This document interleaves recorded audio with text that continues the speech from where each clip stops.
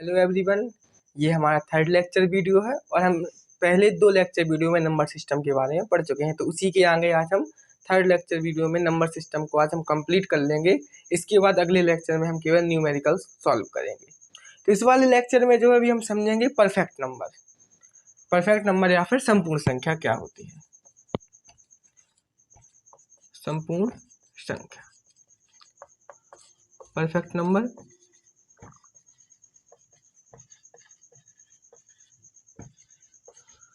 तो इसमें हमें समझना है परफेक्ट नंबर या ऐसे नंबर परफेक्ट होता कैसे है। तो जब कोई नंबर है जिसके हम निकालेंगे फैक्टर्स यानी गुणनखंड, मान लिया कोई नंबर 6 है, इसके हमने जैसे ही फैक्टर निकाली, फैक्टर आपको निकालना आता होगा वरना हम नेक्स्ट वीडियो में सीखेंगे। तो इसके जो फैक्टर होंगे मतलब ऐसी संख्याएं जिनसे हम 6 में भाग दें और जो हमारा शेषफल बचे वो शून्य आए। तो इसमें अगर हम 6 में किस किस से भाग दे सकते हैं, 1 से, 2 से और 3 से। तो इनसे अगर हम 6 में भाग देंगे तो आप देखोगे शेषफल जो आएगा वो शून्य ही आएगा। तीसरी संख्या होगी, तीसरी ये है 1, 2 और 3। इसके बाद जो आखिरी होगी वो 6 है। अब इन सबको हम जोड़ के देखें, 1 + 2 + 3 + 6 = 12 हो जाएगा। तो परफेक्ट नंबर वो नंबर होते हैं जिनके जितने भी फैक्टर हों जिस नंबर के, और उन सबको ऐड कर दिया जाए तो जो हमारा नंबर है उससे क्या हो जाए, डबल हो जाए। जैसे 6 है, 6 के हमने फैक्टर्स निकाले गुणनखंड, इसके गुणनखंड 1, 2, 3 और 6 हैं। इन सबको हमने जोड़ा तो जोड़ने पे जो हमारी संख्या 6 है इससे डबल आ गया, मतलब कि 6 एक परफेक्ट नंबर है। ऐसे हमारे पास 28 भी है। बहुत सारे एग्जाम्पल है। 28 के फैक्टर हैं 1, क्योंकि 1 जो है वो सबका कॉमन फैक्टर होता है, क्योंकि 1 से अगर हम किसी में भी भाग देंगे तो हमेशा शेषफल 0 ही आएगा। 1, 2, 4, 7 और 14, इसके बाद 28। क्योंकि जब हम आधे तक पहुंच जाते हैं फैक्टर को, जब हम चेक करते हुए तो आधे, अगर किसी नंबर का हमने आधा कर दिया तो उसके बाद हमें कोई फैक्टर नहीं मिलेगा। जैसे हमने अभी 6 का आधा किया 3 के बाद 6 का कोई फैक्टर नहीं होगा। ऐसे 28 का आधा 14, 14 के बाद 28 का कोई फैक्टर नहीं होगा, क्योंकि फैक्टर जो है वो हमेशा नंबर का आधा और आधे से कम या फिर खुद नंबर ही होता है। अगली वीडियो में हम फैक्टर निकालना भी सीखेंगे। तो इन सब के फैक्टर याद ऐड कर दिया जाए तो 1 + 2, 4, 7, 14 + 28 = आ जाएगा हमारा 56। आप ऐड करेंगे तो 56 ही आ जाएगा, यानी 28 का डबल हो गया 56। ऐसे ही 6 का डबल हुआ 12, यानी जो हमारा नंबर है उसके अगर हमने फैक्टर निकाले, उन सब फैक्टरों को हमने ऐड कर दिया तो जो हमारा नंबर है उससे डबल आ जाए तो वो होते हैं परफेक्ट नंबर। परफेक्ट नंबर के एग्जांपल ऐसे बहुत सारे हैं, बट वीडियो लॉन्ग ना हो इसलिए हमने 2 ही एग्जांपल किए। ऐसे बहुत और एग्जांपल हैं, न्यूमेरिकल वाले वीडियो में हम सारे एग्जांपल सॉल्व करेंगे। इसके बाद आते हैं शांत दशमलव प्रसार। अब हम शांत दशमलव प्रसार पढ़ेंगे, शांत और अशांत। तो पहले हम शांत दशमलव प्रसार पढ़ेंगे, जिसको टर्मिनेटिव भी बोलते हैं, टर्मिनेटिव नंबर।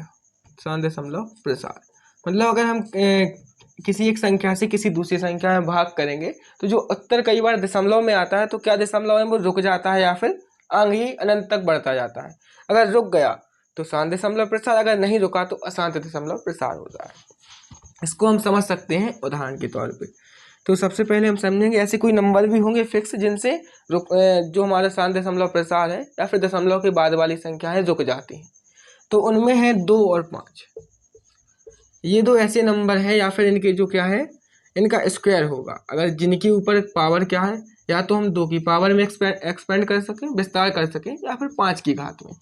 इन 2 में से किसी की घात में अगर हम किसी संख्या का प्रसार कर सकें तो वो होती हैं शांत दशमलव प्रसार वाली संख्या, और जिनका नहीं होता है तो वो सभी अशांत दशमलव प्रसार वाली होती हैं। फॉर एग्जाम्पल, अगर हम 2 से 5 में भाग दें तो 2 दूनी 4, यहाँ शेषफल 1 बचेगा, दशमलव लगाया 1 0 बढ़ाया, 2 पंचे 10। तो इसका जो भागफल आया वो 2.5 आया, यानी कि ये शांत दशमलव प्रसार है, क्योंकि 5 के आगे कोई और संख्या नहीं आएगी। यहाँ पे जो हमारा शेषफल है वो शून्य आ चुका है। ऐसे और भी उदाहरण हैं, जैसे अगर हम 2 से 57 में भाग दें तब भी यही होगा, क्योंकि पहले ही कह दिया कि 2 और 5 से अगर आप किसी संख्या में भाग दे रहे हो तो वो 7 दशमलव प्रसार वाली ही होगी। जैसे फिर हम इसमें भी देखे तो 2 दूनी 4, यहाँ 1 बचेगा, अंक 17 का आ जाएगा, और 2 अट्ठे 16, फिर 1 बचा, दशमलव लगाया, 0 बढ़ाया, फिर 2 पंचे 10, फिर शेषफल 0 आ गया। तो कहीं ना कहीं आप देख रहे हैं कि इसका जो प्रसार है वो 7 दशमलव प्रसार है, क्योंकि ये अंक है किसी ना किसी स्थान पे ही रुक जाते हैं। इसके बाद अगर हम 5 का उदाहरण देखना चाहें तो 5 का भी दे सकते हैं। 5 से अगर मान लो हमने 31 में दिया, चलो मान लो भाग, तो 5 छक्का 30, एक शेषफल बचा, यहाँ पे दशमलव लगाया, 1 जीरो बढ़ा दिया, 5 दूनी 10। तो यहाँ पे भी आप देखिए जो शेषफल है वो 0 आ गया, जो हमारा प्रसार है वो 7 दशमलव प्रसार है। ऐसे आप कई उदाहरण ले सकते हैं। और दूसरी चीज़ जो इसमें है याद रखने के लिए वो ये है कि मान लिया हमने 4 है, 4 भी 7 दशमलव प्रसार वाली संख्या है। कैसे? क्योंकि हम 4 को लिख सकते हैं 2 की घात 2। 8 है, ये भी 7 दशमलव प्रसार वाली है, क्योंकि हम इसको लिख सकते हैं 2 की घात 3। ऐसे 16 भी है। तो जिनको हम 2 की घात के रूप में लिख सकते हैं वो सभी संख्याएं क्या होती हैं? 7 दशमलव प्रसार। या फिर हम 5 की घात में लिख सकते हैं, जैसे कि 25 को हम 5 का स्क्वायर लिख सकते हैं, 125। इस तरह से जिनको भी 5 के स्क्वायर या क्यूब वाली फॉर्म में लिख सकते हैं या 5 की घात के रूप में विस्तार कर सकते हैं, वो सभी 7 दशमलव प्रसार वाली संख्याएं होती हैं। और इनके बाद जो बचते हैं वो सब अशांत दशमलव प्रसार वाली संख्याएं हैं, जैसे कि अशांत दशमलव प्रसार वाली संख्या, अशांत दशमलव प्रसार। अब अशांत दशमलव प्रसार किनका होता है? तो हमने जब बात 2 की कर ली तो अब 3 पे ही जाएंगे हम। तो 3 का सिस्टम ये रहता है कि 3 है, 6 है, 7 है, 9 है, ऐसे ही बहुत सारे अंक। और 10 भी इसमें शामिल नहीं करेंगे, क्योंकि 10 को हम 5 दूनी 10, तो ये कुछ ना कुछ 5 और 2 से रिलेटेड है दोनों, तो 10 का भी कहीं ना कहीं रुक जाएगा। इसके आगे इनसे ऐसे बहुत सारे और भी नंबर मिल जाएंगे। तो इसमें सबसे पहले हम 3 से देखें। मान लिया हमने 3 से 7 में ही भाग दे दिया, तब 3 दूनी 6, शेषफल 1 आया। फिर जैसे ही हमने दशमलव लगाया फिर 0 बढ़ गया, 3 का 9, फिर 1 आया, 0 बढ़ाओ 0 बढ़ाओ, ऐसे फिर ये भागता जाएगा। आगे तक आप बढ़ाते जाओगे तो ये फिर 9 आ जाएगा, फिर 3, फिर 9, ऐसे ही चलता जाएगा। तो इसका उत्तर 2.333 ऐसे कुछ इन्फिनिटी तक भी पहुंच सकता है, कहीं तक भी जा सकता है। ऐसी और भी संख्या है, जैसे आप अगर 6 से भी किसी 19 में ही भाग दे रहे, 6 3 18, फिर 1 बचा, दशमलव लगाया, 0 बढ़ गया, फिर 6 एकम 6, फिर यहाँ हमारा शेषफल 4 आ जाएगा। फिर 4 में आप जैसे ही 0 लगा दोगे, फिर 6 संग 36, फिर 4 बचेगा। तो ऐसे ये दशमलव 6 6 6 अनंत तक जाएगा। फिर इसको हम कहते हैं अशांत दशमलव प्रसार, क्योंकि यहाँ पे जो संख्याओं का जो दशमलव के बाद जो मान है वो स्थगित नहीं हो रहा है, वो आगे लगातार बढ़ रहा है। लेकिन हम इसको एक चिन्ह लगा के रोक सकते हैं, लेकिन कहेंगे तब भी हम अशांत दशमलव प्रसार ही। जैसे अगर हम कहें इसको रोकने की बात, 2.333 इस तरह से आ रहा है, 333 ऐसे अनंत तक जा रहा है, तो इसमें जो नंबर रिपीट हो रहा है वो ये है 3। तो हम 3 के ऊपर ये बार, इसको इस वाला चिन्ह लगा के हम इसको रोक सकते हैं। जैसे बार लगा दिया, इसका मतलब है कि केवल यही संख्या रिपीटेड है। इस तरह से हम इसको रोक सकते हैं। और इसके बाद जो हमारी 2 आखिरी चीज़ें बचती हैं इस चैप्टर से रिलेटेड हैं, उनमें सबसे पहले नंबर आती है सह अभाज्य।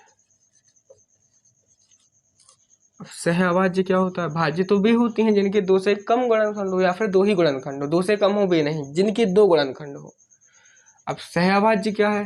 तो सह अभाज्य ऐसी संख्याएं जो भाज्य तो हैं लेकिन उनके उभयनिष्ठ गुणनखंड नहीं है। जैसे कि हमने कहा 18,25, तो आप यहाँ देखोगे 18,25 में आपको कोई भी उभयनिष्ठ यानी कि कॉमन, उभयनिष्ठ यानी कि कॉमन क्या नहीं मिलेंगे आपको? फैक्टर नहीं मिल सकते हैं। क्या? गुणनखंड नहीं मिल सकते हैं इनके। अगर आप गुणनखंड निकालना चाहो तो इनके जो है इन दोनों में से कॉमन गुणनखंड, फैक्टर तो निकल आएंगे लेकिन जो कॉमन होंगे वो नहीं मिल सकते। जैसे अगर हम 18 के निकालना चाहें तो आपका हो जाएगा पहले तो 9, 3, 6, 2 है, 1 है। ऐसे अगर एक तो होगा, लेकिन कम से कम 2 कॉमन फैक्टर चाहिए पड़ते हैं, क्योंकि एक जो है वो सबका ओवेनेस्ट गुणनखंड है, तो एक से रिलेट तो नहीं करेंगे इनको हम। अगर आप 25 के निकालना चाहें तो इसका फिर 5 ही है, 25 है। जैसे यहाँ पे आप 18 को भी ऐड कर लोगे, इसके अलावा नहीं है, आप खुद देख सकते हो। तो इनके क्या ओवेनेस्ट गुणनखंड नहीं है।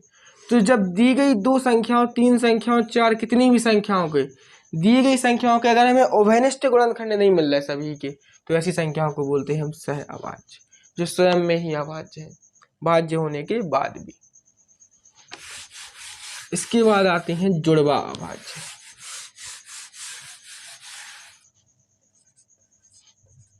जुड़वा अभाज्य संख्या, ये जुड़वा कैसी है?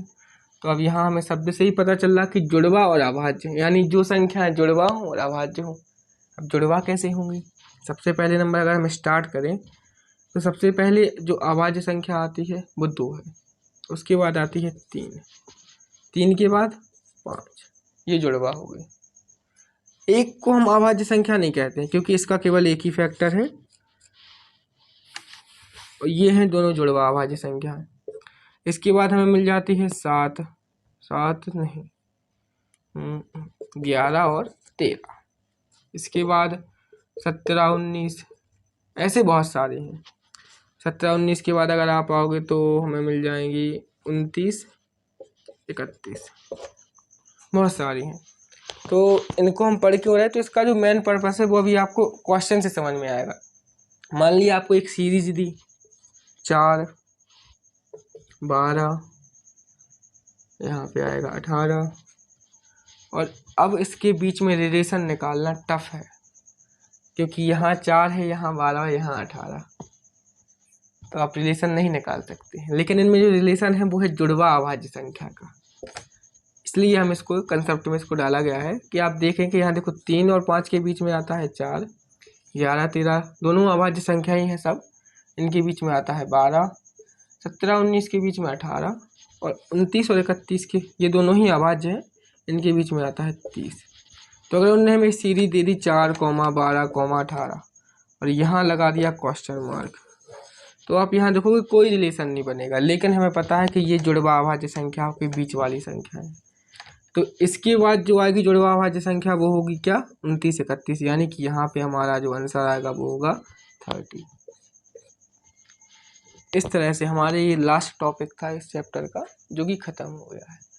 तो अगली वीडियो में हम न्यूमेरिकल्स करेंगे और इसके आगे बहुत कुछ सीखेंगे, अभी तो बस स्टार्टिंग है।